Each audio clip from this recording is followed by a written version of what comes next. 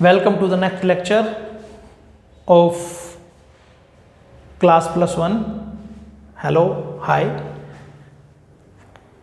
I hope you are well at home. Stay at home and stay healthy and take full interest in the chemistry.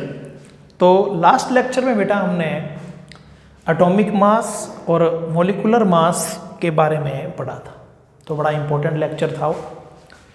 उसमें आपने atomic mass unit के बारे में study किया, उसको अच्छे से जो है वो आपने पढ़ा। अब जो नेक्स्ट जो कंसेप्ट हमारा है, हालांकि इसके बारे में आप 9th क्लास में पढ़ चुके हैं, लेकिन ये ही बड़ा इम्पोर्टेंट कंसेप्ट है क्योंकि डेली लाइफ में बड़ा ही ज़्यादा यूज़फुल है। ये कंसेप्ट है हमारा मोल कंसेप्ट। मोल,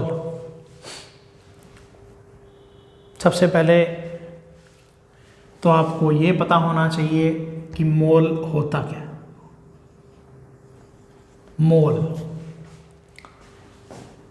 मोल क्या है? एक क्वांटिटी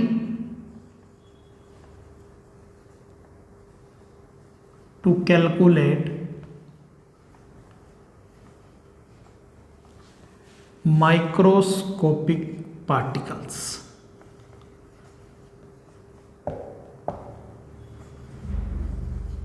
एक ऐसी यूनिट, एक ऐसी क्वांटिटी जो माइक्रोस्कोपिक पार्टिकल्स को काउंट करने के काम आती, कैलकुलेट करने के काम।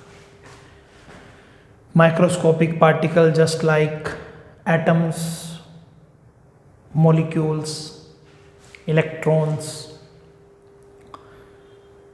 एक्स्ट्रा, ये माइक्रोस्कोपिक पार्टिकल्स, ऐसे पार्टिकल जिन्हें सिर्फ और सिर्फ माइक्रोस्कोप की सहायता से ही देखा जा सकता है।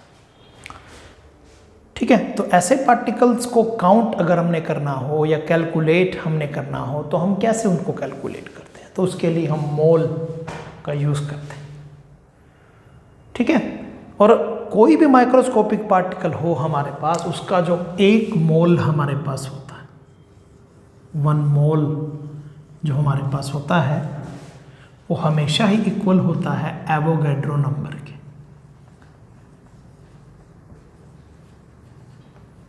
That Avogadro number is 6.022 into 10 to power 23। That is most important. That is Avogadro number 6.022 into 10 की पावर 23। किसी भी पार्टिकल का एक मोल हो, जैसे हमारे पास आ गया कि 1 मोल ऑफ ऑक्सीजन एटम।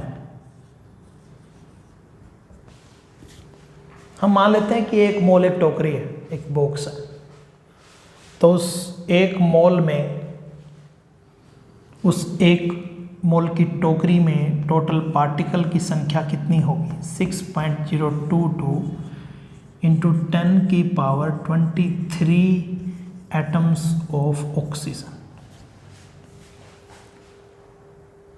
अब अगर आपने ऑक्सीजन के 2 मोल में नंबर ऑफ एटम्स निकालने हो तो आप इस इक्वेशन को 2 से मल्टीप्लाई कर दो। अगर आपको हाफ मोल में निकालने हो तो आप इसको हाफ मोल से मल्टीप्लाई कर दो। अगर आपको 3/4 मोल्स में निकालने हो तो आप 3/4 से मल्टीप्लाई कर दो। अब ये तो एटम की बात है। अब अगर हम बात करें मॉलिक्यूल की, तो 1 मोल ऑफ मॉलिक्यूल जो होता है,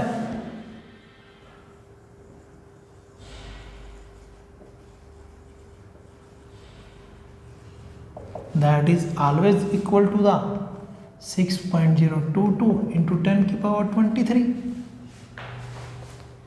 मॉलिक्यूल्स ऑफ, चाहे एटम हो चाहे मॉलिक्यूल हो, नंबर ऑफ पार्टिकल्स की संख्या जो है वो 6.022 इंटू 10 की पावर 23 के बराबर रही।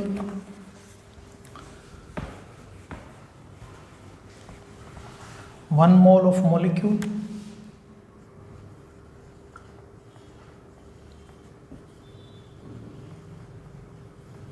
Equal to 6.022 into 10 to power 23 molecules of any substance.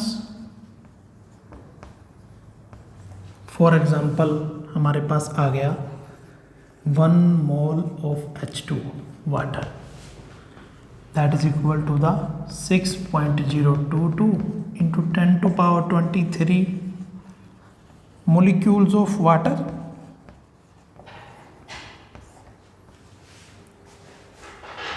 अब अगर हम 2 moles में काउंट करते हैं तो दैट इज 2 से मल्टीप्लाई कर देंगे। अगर हाफ मोल में काउंट करते हैं तो हाफ से मल्टीप्लाई कर दें। 1/4 मोल में काउंट करते हैं तो 1/4 में काउंट कर लें। मतलब इस तरह से जो है वो नंबर ऑफ एक मोल में, 2 मोल में, 3 मोल में आप नंबर ऑफ पार्टिकल्स को क्या कर सकते हो, काउंट कर सकते हो। क्योंकि किसी भी पार्टिकल का एक मोल जो होगा माइक्रोस्कोपिक पार्टिकल का, that is equal to the 6.022 into 10 की power 23, that is Avogadro number. 1 mole of electron 2 मोल में, 3 मोल में, 5 मोल में, जितने मोल में आप फाइंड आउट करना कर सकते हो। 1/4, 1/2, 3/4 काउंट कर सकते हो। लेकिन अब क्वेश्चन ये भी उठता है बेटा कि 1 मोल का मास कितना होगा। अगर आपके पास 1 मोल पार्टिकल्स के हैं, हमें बेटा ये तो पता चल गया कि उसमें नंबर ऑफ पार्टिकल्स कितने हैं, लेकिन अगर हमें ये कहा जाता है कि आपको 1 मोल का मास निकालना है, या आपको जो 1 मोल में जो नंबर ऑफ पार्टिकल्स मौजूद हैं 6.022 into 10 की पावर 23, उन पार्टिकल्स का मास कितना है, तो हम कैसे निकालेंगे। तो बेटा इसके लिए हमारे पास इक्वेशन है, ये इक्वेशन आप बड़े अच्छे से लर्न कर सकते हैं कि 1 mole of atom that is equal to the 6.022 into 10 to power 23 atoms is equal to the gram atomic mass. जिस भी पार्टिकल के, जिस भी एटम का आप मास निकालना चाहते हो, जैसे for example 1 mole of carbon atom. अब कार्बन एटम का 1 मोल, जिसमें पार्टिकल की संख्या तो 6.022 into 10 की पावर 23 होगी, और उसका मास हमारे पास 12 ग्राम होगा। क्योंकि आप जानते हो कि कार्बन का ग्राम एटॉमिक मास जो होता है वो 12 ग्राम होता है। इसी तरह से कोई भी एटम आपके पास हो, 1 mole of sodium atom that is equal to 6.022 to 10 की power 23 sodium atom is equal to 23 gram. अब ये इक्वेशन आपको हमेशा याद रखनी है, और कोई भी न्यूमेरिकल अगर आप ट्राई करते हो तो आप इस इक्वेशन का यूज़ करेंगे। अब जैसे आपको वो कहता है कि 1 मोल ऑफ कार्बन एटम में टोटल पार्टिकल की संख्या इतनी है और इसका मास जो है 12 ग्राम है, तो वो आपको कहता है कि कार्बन के 1 एटम का मास कितना होगा। तो आप देखिए कि 6.022 into 10 to power 23 एटम्स का मास तो 12 ग्राम है। एक एटम का मास कितना होगा, 12 डिवाइड बाई 6.1023। अब आप कहता भी कार्बन के 1 मोल का मास 12 ग्राम है, तो 5 मोल का मास कितना होगा, 60 ग्राम। 15 मोल का मास कितना होगा, 12 से मल्टीप्लाई कर देंगे। यानी ये इक्वेशन आपको अच्छे से जो है वो लर्न करनी है।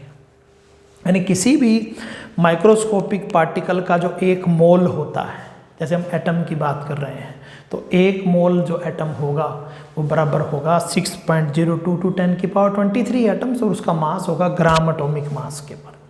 और दूसरा हमारे पास अगर आता है 1 मोल ऑफ मॉलिक्यूल,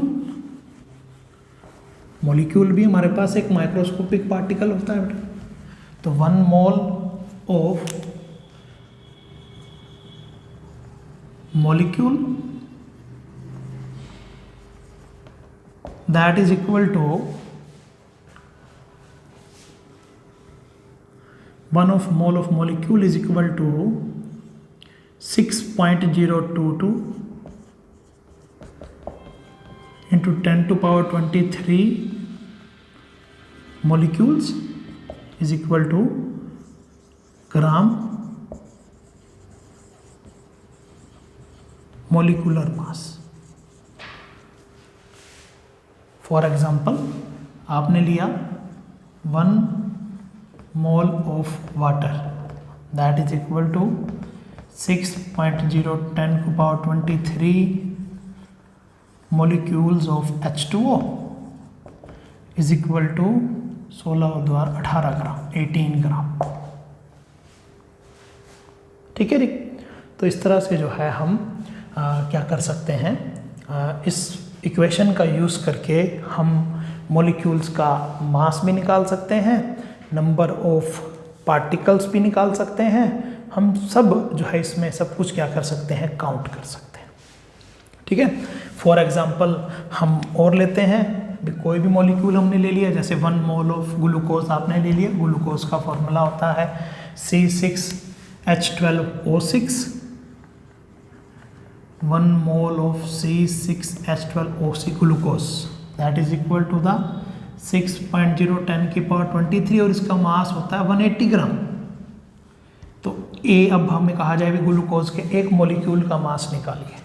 तो 6.022 इंटू 10 की पावर 23 का मास 180 ग्राम हो गया. एक मोल का मास कितना हो जाएगा, 1/80 इज इक्वल टू 6.022 इंटू 10 की पावर 23. अब ग्लूकोज के एक मोल का मास है 180 ग्राम है, 10 मोल का मास कितना हो जाएगा, 1800 ग्राम. ठीक है. आधे मोल का मास कितना हो जाएगा, 90 ग्राम. 1/4 मोल का मास कितना हो जाएगा, 180 डिवाइड बाई 4.